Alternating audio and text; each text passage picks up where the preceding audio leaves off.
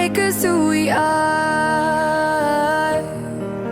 So I'll dream until I make it real, and all I see is stars. Welcome, Taurus, to Channel Future Tarot. Today we're going to do your singles love reading. This will be for the Sun, Moon, Rising, and Venus signs of Taurus. Take the messages that resonate with you, claim them for yourself, toss the universe what does not. It's not meant for you, and that's okay. Check out your other placements, and the readings go along with that to get some more intuitive guidance if you don't find it here, okay? I'm going to use a singing bowl, Taurus. As I do so, take that deep breath in, exhale whenever you feel so inclined to do so. It's going to help balance your energies, set your intentions, prepare for the messages of the reading. If you are new or returning to the channel, welcome. So happy to have all of you. Thank you so much for liking, sharing, subscribing, commenting, any of it. It means a lot to me to see the channel growing. I can't express that enough. I'm just gonna, I tried to go to shuffle my cards here. We realized that we had a tremendous amount of them that were upside down for some reason. Anyhow, that being said, let's get started. Again, this is for the single signs of Taurus. I did some love readings earlier on in the week, so check that out, okay? If you are coupled.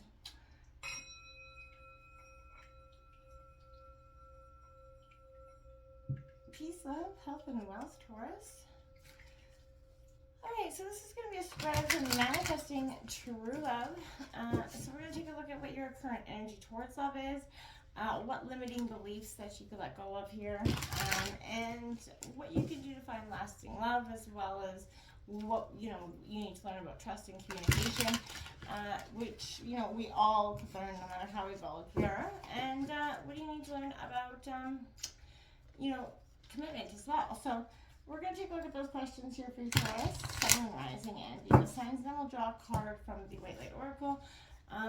And it gives you just some powerful information to go along. So what's coming into the single signs of Taurus, Sun, Moon, Rising, and Venus signs Taurus? What is their current energy towards love?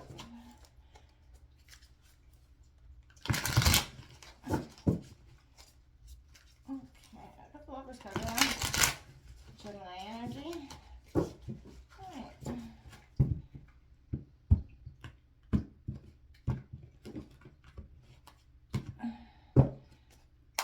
Alright, your current energy. Ooh, the Ten of Wands. Yeah, so maybe that energy you've given up. It feels burdensome to some of you. That could be just because a lot of you have had maybe not the best experience. That is an Aries, Leo, Sagittarius energies. What limiting beliefs can you let go of? The Nine of Pentacles here. Taurus, Virgo, Capricorn. What can you do to find lasting love? There we have is the Eight of Pentacles coming out here. So you got the 8 and the 9. So you got a lot of concerns or material abundance. I can see that very much. What can you do? What do you need to learn about trust and commitment? You do have the Ten of Cups here, which is that wish card. You do have two double tens, so 10-10, powerful angel number for you. We're going to check out what you need to learn about communication here. The Seven of Pentacles, that is your energy, Taurus, Virgo, Capricorn. On the bottom of the deck, we've got the Star card, Hope. So, you Taurus, this is definitely quite powerful in that sense of, let's check this out here. I want to see what's coming in here for Taurus and their energy. So many cards there. What's coming in here for Taurus? There we go. We have 27 Taurus, the blame game. And it says it's time to take ownership of the life that you are creating.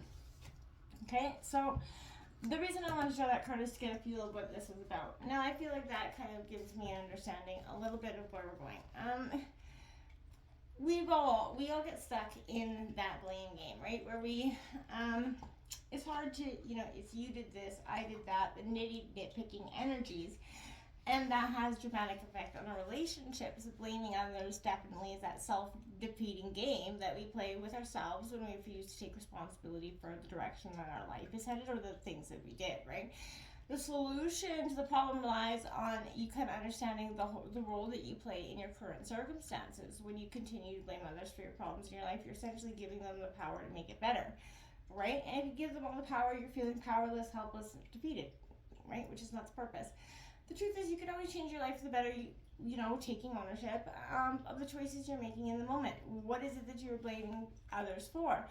If it's money challenges, lack of free time, progress, harmony, as you shift your perspective from blame to love, you're going to begin to see that no one's blocking you, no one's keeping you stuck, and no one else is to blame for the circumstances, right?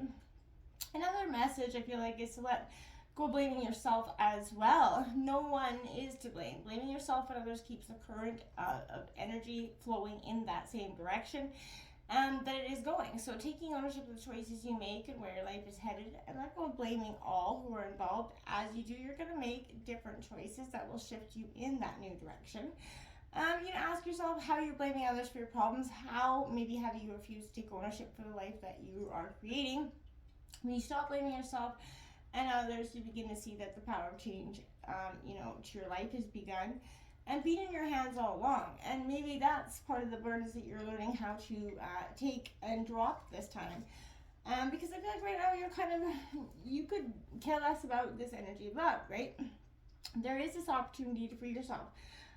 Maybe finding yourself, close to a successful outcome here. And I feel like those responsibilities, all those energies of what love looks like just seems like it's too much for you. And maybe that's because you're not there yet on your healing journey. And that's kind of pointing to that energy right now.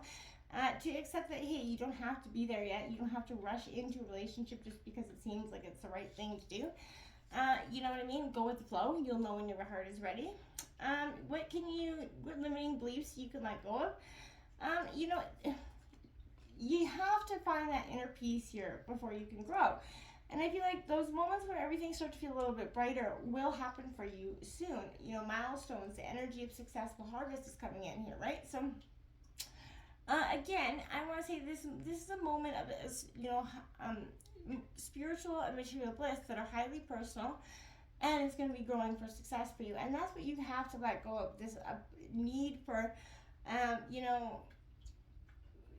material abundance, focusing on that so much that it could be restricting you from the current enjoyments of what love is really about, that connection between two people.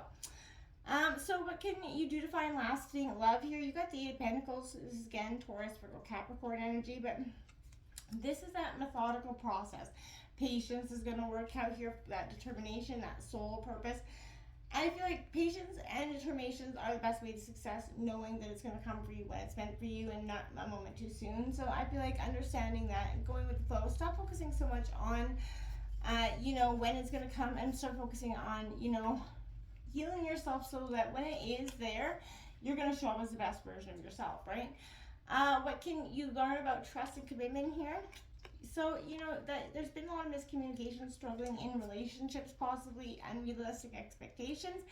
And that may, it cause that energy of, you're striving for that white picket fence. Is what you really want. And in trust and commitment, you have to allow your heart's expansive energy to build those connections, right? But you have to work on yourself in those relationships as well.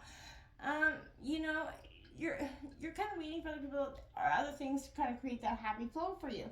This is an energy of you have to show your gratitude, show your feelings, express your feelings here, because that's going to be very powerful for you in terms of communication and growth in your relationship. In order to keep going and growing, you're going to have to express that. What can you learn about communication? So I feel like the 7 of Pentacles in reverse is sometimes you give up too soon, right? And impatience, losing faith, not following through, frustrated and just walking away. Yeah, it's easy for someone to say something that tempers our emotions and our feelings, and we want to bite back. This is saying stop. Try to resist that, okay? One of your best terms of learning about communication is take that moment to think before you speak. It sounds so cliche and easy to say, but don't fight back always. You got hope on the bottom of the deck, Aquarius energy. A lot of things are coming in. Resist that blame game energy and start to see what you can do to improve the situation. I think that's going to be very fundamentally important for you, okay? Until next time, my friends, namaste.